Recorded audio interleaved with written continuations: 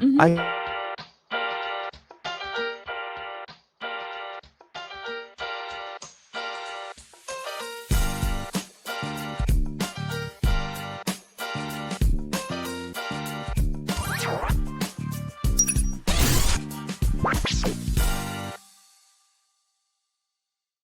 Hello, welcome back.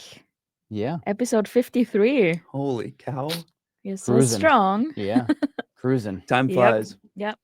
Today, the young crew is back. We sent Keith off Yep. to do a little work outside the office. Yeah. and we are trying our best here today.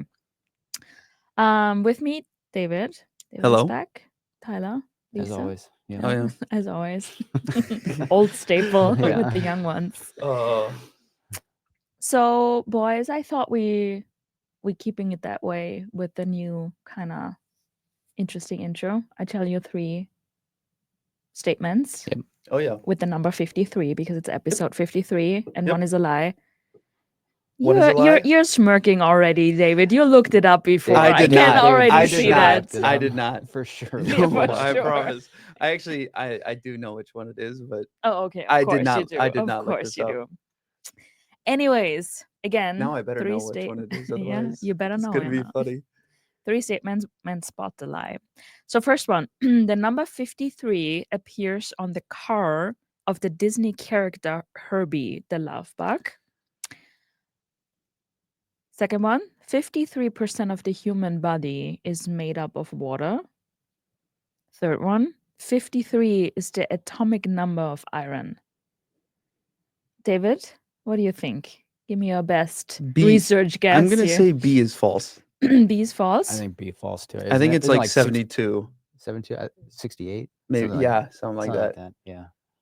So both for B? Yeah. This is wrong. I got you. This is already a success for me. We were thinking of the amount of Earth that's covered by water. Is that what it is? That's what we were thinking of. Yeah. Probably, because Yep. that's more than that. That's right. Yeah. So Good anyway, see. it's apparently 53% of the human body is made out of water.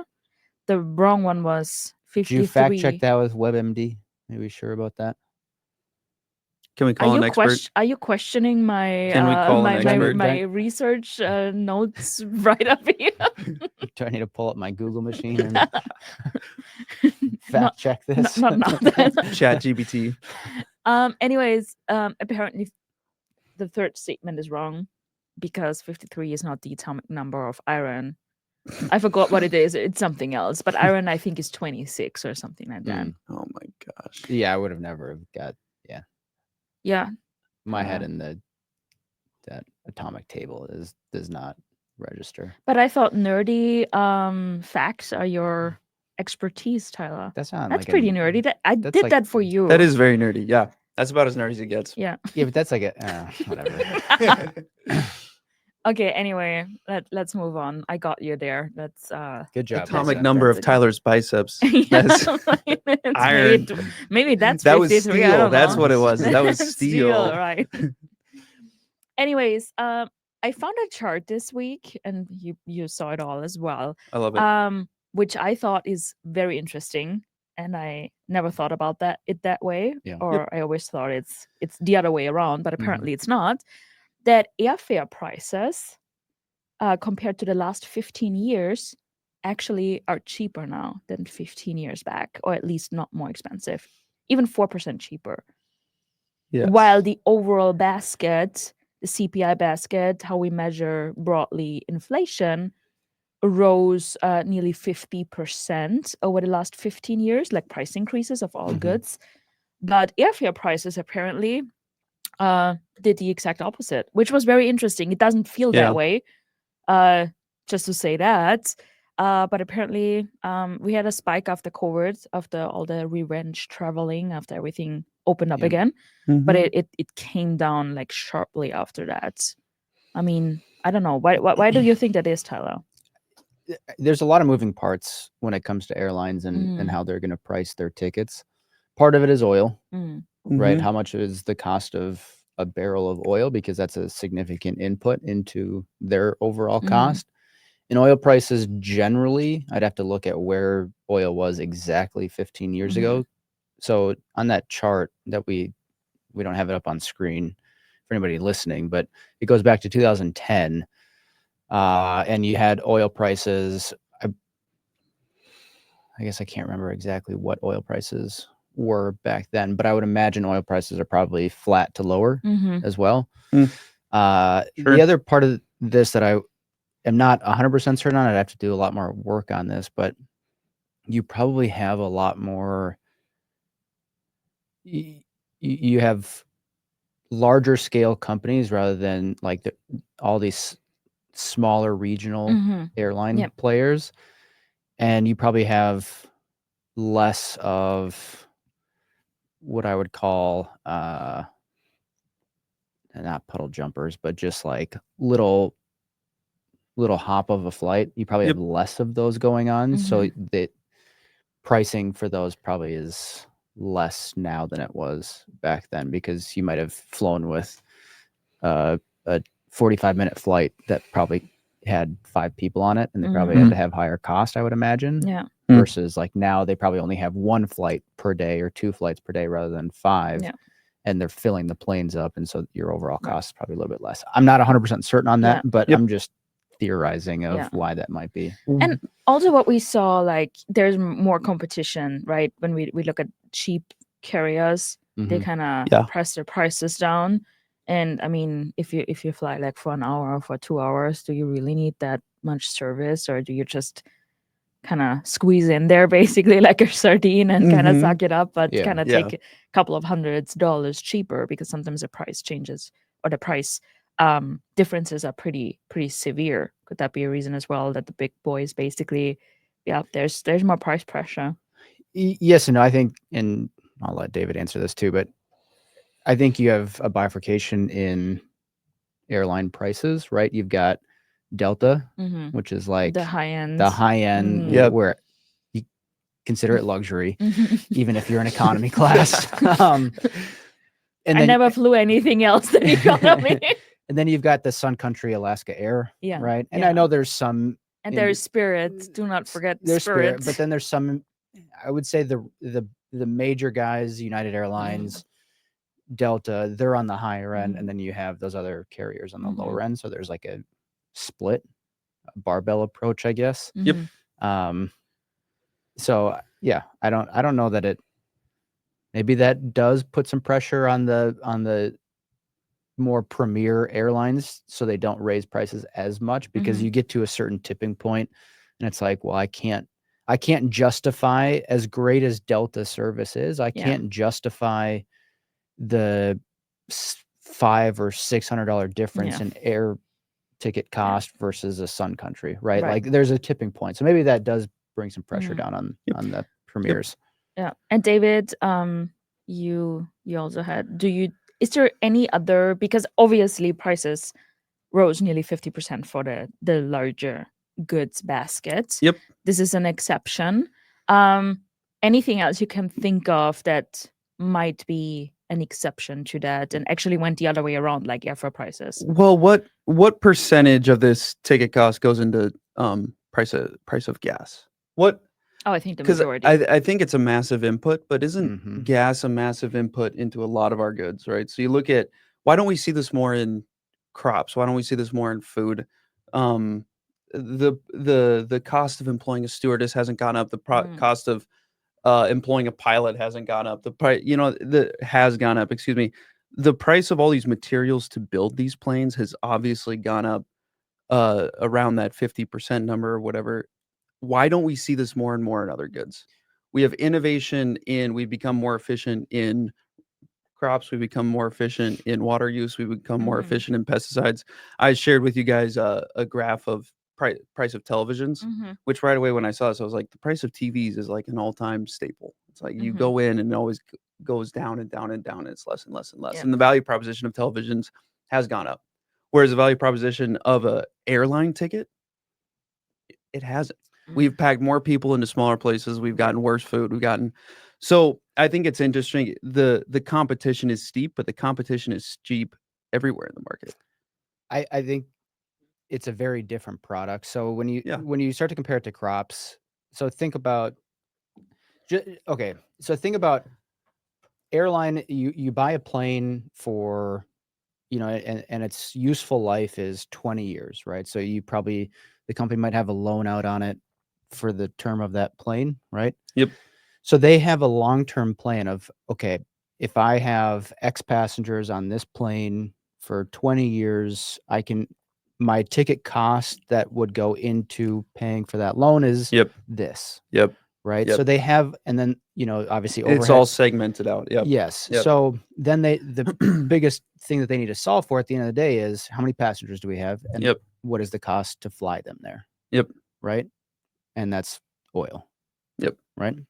Yep. When you start thinking about crops probably got food in general has gotten more expensive, and this is just my opinion. I don't know if this is factually correct or not, but when you think about crops, the amount of land that we have to produce those crops is significantly less than it was Yes. Yep. 20 years ago. Shrunk. We're also importing a lot of it as Yep. well versus Yep. 20 years ago. More of it today than we were 20 years ago. Yeah. So, and yes, you could argue that competition from imports could bring prices down, but I would venture a guess at saying that it has helped, but not to the extent that you see a offset in prices for airlines. So it's everything is just a very different product. Yep. And so I think agriculture has gone up significantly. Yep. Probably somewhat in line with that 50%, if not a little bit more, I would guess. Yep. But then you have weather patterns that affect food, right? Yep. So there's a very different supply and demand curve Yep. than you have for airlines. Yep. And so you have less supply. I would say there's probably less supply than there was 20 years ago, right? And naturally, Yep. it causes higher prices. Yep. Right? Your supply, your Yep. demand the price point has to meet the supply and demand, and that's kind of what you're getting in the agriculture versus the biggest input for the ticket cost for planes is probably going to be the oil and gas. Yeah. I don't know. Do you? No, I do you agree with I that? get that, Yeah. and it makes sense. It makes sense for everything. It's just like when you look at this, you wonder why. And it Why certainly is it doesn't so feel unique? that way, right? Why is it so? Yeah. Yep, exactly. Well, and the other component of this was I can't remember, it was in COVID. There was a chart breaking down how much oil goes into different products and what the actual input cost for that is, because and you could argue it with wheat, like input cost for bread, right? Yep. Like why is bread prices going up so much? Yep. But the actual percentage of input cost that wheat is for bread Yep. is only like 20% of the overall cost for a loaf of bread. Because you Sure. start to go down Yes. the supply, Yep. the supply chain, right? Then you have to process the wheat, then you have to transport the wheat to a You got to warehouse. package the wheat. Then you have to, right? There's all these Yep. different steps that All these cause little the things, prices to increase. So Yep. it's two different products that we're comparing. And I think that's why you're seeing a Yes. difference in the price inflation of agriculture versus, to answer that question, No, versus yeah. the airlines. Yep. What I also found interesting when it comes to airline tickets, that within Europe, like national flights within Europe are so much more cheaper than in the US. I mean, you can fly for $25 Mhm. somewhere to a vacation spot, and here it's like, I feel no matter the timing, you do not find a ticket that's cheaper than 100 or 150 to start with. Yeah. Normally even more, and then the flight Yep. times are just awful. Mm-hmm. So the difference between the US and Europe is severe when it comes to airlines. I wonder why tickets. that is. I don't know. I mean, I Like, have to do more what's- research on that, to be honest. And also Sure. when you come from, for example, when you go from Minneapolis to somewhere in Europe, Yep. it costs like around $2,000, right? Yep. 1,500, whatever. It depends on the time. Yeah. You get cheaper ones, obviously, from Minneapolis. But when everyone wants to fly, it's 1,800. When you do the exact same thing, just the other way around, where you start and end in Europe instead in the US, it's $800. Really? $600 to $800. Yeah, my family paid like $700. I pay for Yep. the same flight, 1,900. This is insane. It's the same Is it plane. It's just you regulations? Is start it somewhere subsidies? else. Is it That's what I was going to say. Do the Yep. airlines in Europe have subsidies from the... That's the same airplane. It's the same airline. Delta. It's Delta. But the plane Going ticket London to for starting in Europe and MSP. ending in Europe. No, I know that, but if it starts in Europe, that would qualify them for a subsidy flight. I don't know. I never heard of that. I have to do more research on that because it's It so is weird. severe. It's like not just a couple $100, it's like a lot. And also the national flights where you get like you fly 2 or 3 hours. When you compare that to the US to fly 2 or 3 hours somewhere, it's like triple the price. It's crazy. Yeah. Just wanted to Interesting. mention that because that's a Yeah. huge difference. Interesting. Yeah. Any fun trips planned while we are at it? No. to take advantage of cheaper flights, guys? Nope. Not right now. Maybe Not right Florida. now? Who knows? Maybe Florida. Yep. Okay, that's good. Yep. Trying to fly with a 3-year-old and a 1.5-year-old is Yeah, not enjoyable. I should have not have asked. That's No. probably a sore point at the moment. I'm sure everybody on those flights is thankful too. To Yes. see Tyler walking I ask on. again in 5 years. Yes, exactly. Anyways, let's move on. That was certainly very interesting. Another big topic this week is earnings season, and we covered it a little bit last week on the podcast, but it ramped even more up this week. So we have a big week of economic reports that come out. First GDP estimate that we got today. We have PC, we have unemployment numbers. So we got a lot on the economic front and as well on the earnings side. Yep. For example, I don't know, like a lot of big companies and also the majority of Mag 7 are reporting today and kind of the rest of the week. Tomorrow, yep. What is the sentiment so far? What you saw, especially this week, since we last talked about it last week? What are you seeing out there? I mean, Google is actually, I would say, decent. The only concern there is, I mean, their ad search business beat expectations, but YouTube, their ad revenue, I think it's like 4 or 5 quarters at this point. At least it feels like 4 or 5 quarters that YouTube has missed. Google Cloud was in line to slight beat. So I mean, generally speaking, Google, if you're going to read through Google and say that's going to be a similar report for all of these companies, I'd say it's going to be a pretty good week. Yep. Now the question becomes, who's actually going to be monetizing AI? Yeah. Is Google taking share from Microsoft or Apple or Amazon, right? In the AWS versus Azure versus Google Cloud. Yep. So there's a lot of questions, right? So I think generally speaking, the sentiment going into it after the Google report is, I would say, pretty positive. Yep. I haven't looked at earnings revisions for the last couple of days for what has been for Microsoft, Meta, Amazon, Apple. So I would imagine it's probably positive, or their analysts aren't taking any numbers up, that just whisper numbers are rising, right? The rumors are rising. Totally. So even if they beat, or if they beat the expectation, if they don't beat it enough, then it might be a poor report and stocks might sell off a little bit. So I would say generally positive going into this week, though, just based on how Google reported, or Alphabet. Yep. Same thing. David, any notes on that? No, I agree. I think it's really positive, honestly, going into everything. I think it's, as far as the AI space, I think Google might be a good indication of what's to come. However, I'm really excited to see Amazon's reaction to tariffs, and I'm really excited to see, I think CapEx spend is going to be really, really interesting as well, to see where that comes in. But no, I'm really one. Do you think that YouTube TV,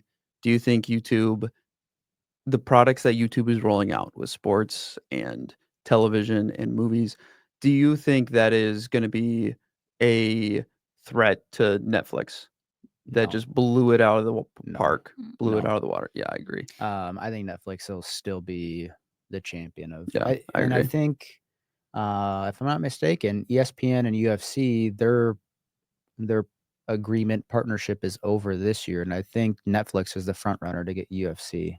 Yep, going forward. I believe so too. So they're also in the running for. I think Netflix is going to be the Formula One. Yeah.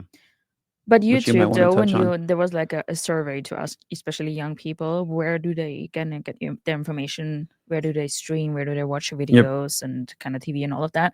and YouTube was like very high up. Yeah. So Very a high. lot of them are. YouTube is the most watched of them all. Yeah. Especially for Right. men over 22.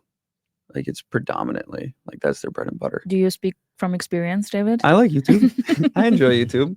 But yeah, I agree. I mean, Netflix obviously has kind of been dominant recently, and I And think they have blew out that earnings report. but that so $20 was really price point fantastic. for their subscription, I think makes them borderline a defensive name, where that'll be one of the last things people cut. Yeah. When their competition is YouTube TV at Yeah. $80 a month. Yeah. Something I ridiculous. think It's like the argument of phones and owning AT&T and Verizon Yep. and T-Mobile during a recession, because the last thing people are going to cut off is their phone, right? Yep. They'll go bankrupt before they cut off paying for their phone. Right. Yep. That's not Because even on that's how on the table. That's how you communicate. Yeah, exactly. Right. Did you see going back to these earnings, Amazon, the comment from press secretary talking about how the prospect of putting the increased cost of tariffs next to their price is a hostile act. That was a little. What do you guys think about that? Does that deter you from looking at Amazon? I mean, they came back with a commentary after Trump called Yep. Bezos, and then they said they kind of were exploring the idea. So I think it sounded Yep. like nothing was set in stone there. It got leaked for some reason, Yep. and just for some certain products and not all of them. Yep. So I think it got kind of pushed up a little bit more than it actually was. And they just kind of did a 180 and were like, okay, let's pretend it was never really kind of a plan set in stone, Kinda and thing, let's yeah. retract from that. But it sounded like it was not yet. Yeah. Not yet. Well, sure I that think they're doing Timu's that. doing it. Mhm. Timu's doing it. Right. There's So a I couple think- other big ones. Yeah.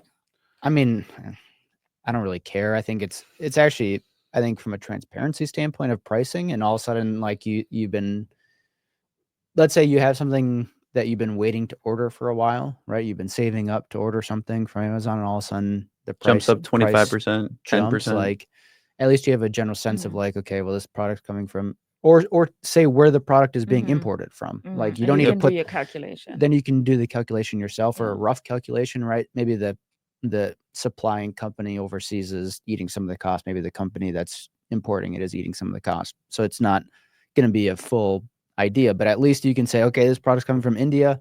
I know exactly what that markup of price is going to be. I don't know. Totally. Or you break it out in the like when you get your receipt, Yeah. you break Yep. out like Yep. product cost, tax, Yeah. tariff. Yep. I don't know. I mean, generally speaking, the more transparency for the consumer, the better it The is, better. right? I Totally, mean, yeah. it's politicized at the moment. Yep. I get that, but Everything is. yeah, right.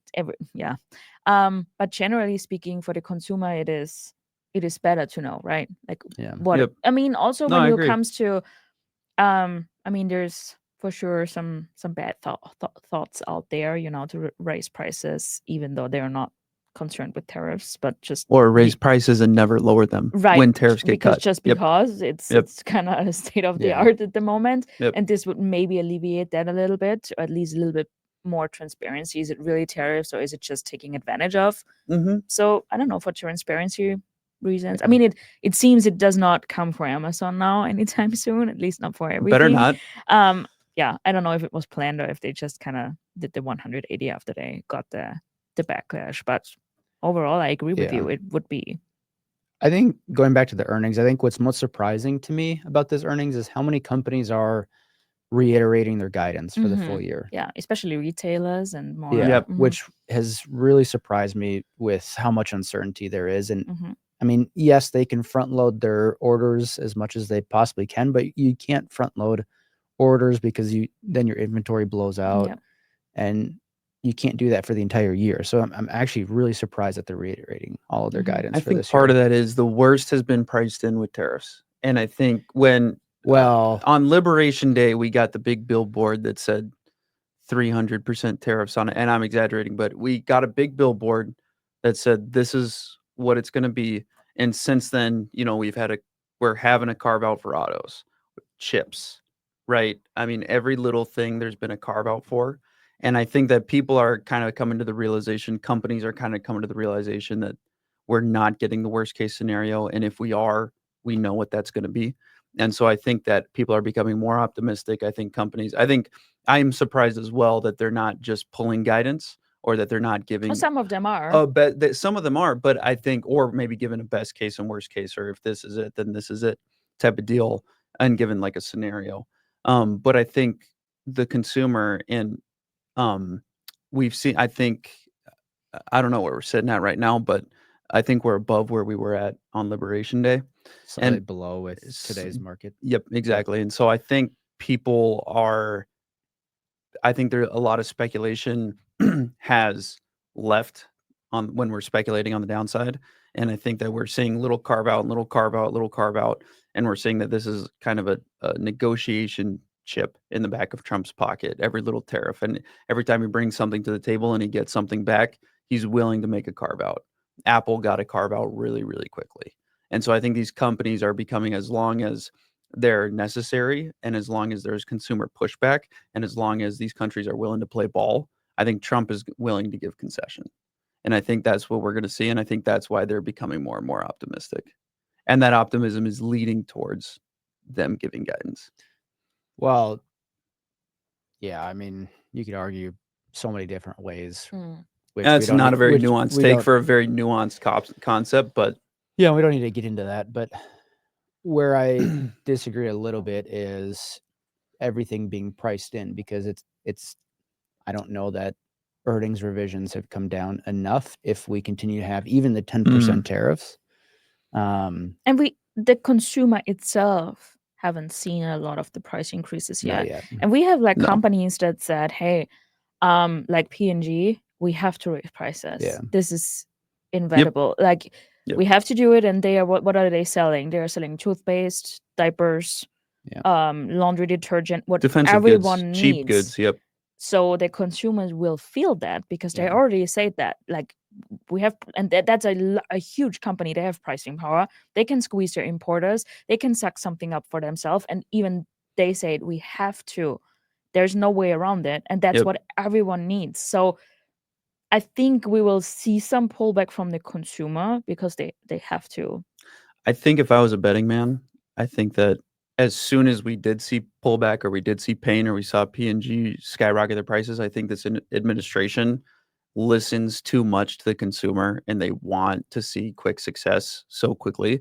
I think that they're willing to pull back, and I think that they're willing to figure out a way to carve out to where the consumer doesn't get hit and they don't get hit, whether it's in the midterms, whether it's in sentiment, right? I mean, sentiment's already awful, right? So I think that and maybe I'm a little too optimistic, but I think that if there is pain, I think it'll be very short-lived. Yeah. I mean, I think they pay more attention to the market, in my opinion. Yeah. But anyways. Yeah. All right. We could go on and on that for quite a while. Wait and see. Yeah, right. So we will probably pick on that topic in the next couple of weeks again. Yeah. And we kind of heard a little bit more companies and what they're guiding and what they're saying. Yeah. Especially a commentary about prices and so on. I mean, we'll have plenty to talk about next week with absolutely. Microsoft, Meta, Amazon, Apple today and tomorrow. So let's move, and I have to fear it's gonna be a little bit longer segment, but I think it's worth it. Because we do something fun today. We do a stock draft today, right? Yes. The boys had to explain to me what that actually is, because I had no idea about the concept. So Tyler will take over now as the host. Yep. Because I think it's Go with Tyler. It's better with him to host that one. So with me being the host of the draft, I figured I'd just give myself the third spot. And since Lisa was the main host of today, I gave her, not David, I gave her the option of doing what type of draft. If we just want to go 1, 2, 3, 1, 2, 3, 1, 2, 3, we're going to do 3 rounds. Or if she wanted to do snake. And I explained to her the snake draft, and she said, "Oh, no." Well, if you're going last, I wouldn't want to do the snake draft either, because the snake draft benefits you. Yeah. So anyways, so we're gonna go 1, 2, 3, and we flipped a coin. You didn't get me into the trap there, Tyler. Yeah. So we're gonna Do you have a draft jingle? The pick is in. Yeah, I don't. I could pull it up on my phone. I don't want to get copyrighted though. Come with a gradient one. Yeah. So we flipped a coin yesterday, Mm-hmm. and Lisa gets to pick first overall.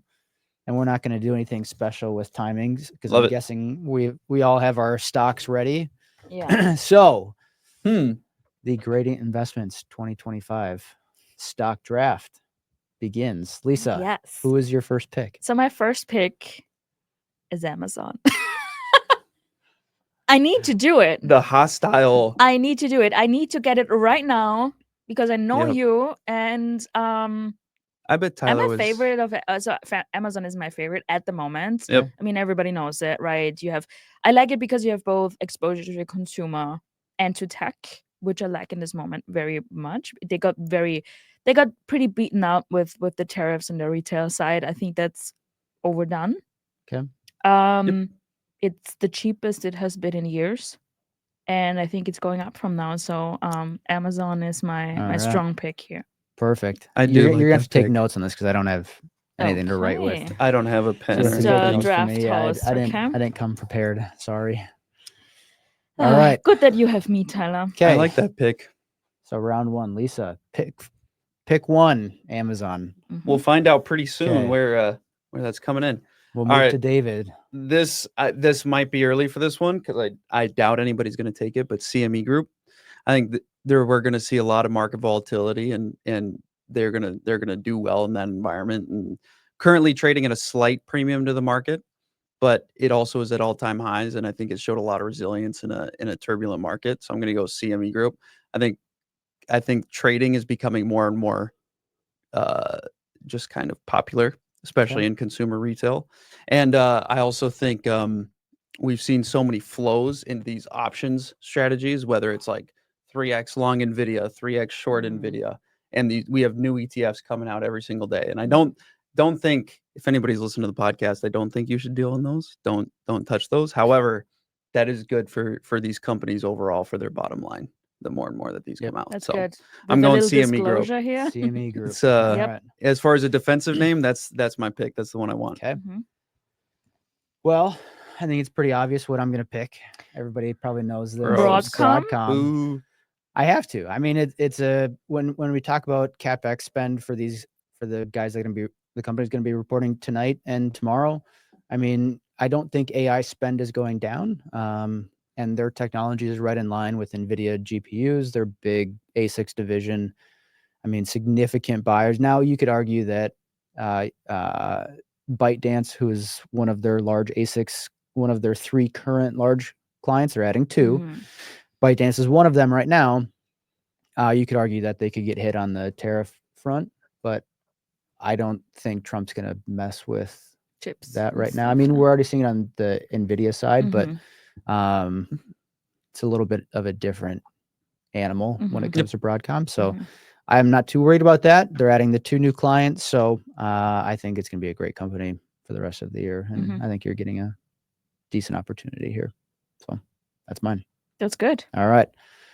Back to Lisa now, since we're not doing the snake draft. Yeah. So Okay. Round 2. We're 2 of 3. yeah, I thought about this for a while if I want to have some smaller ones, but I'm staying with the big boys and with the winners and the leaders.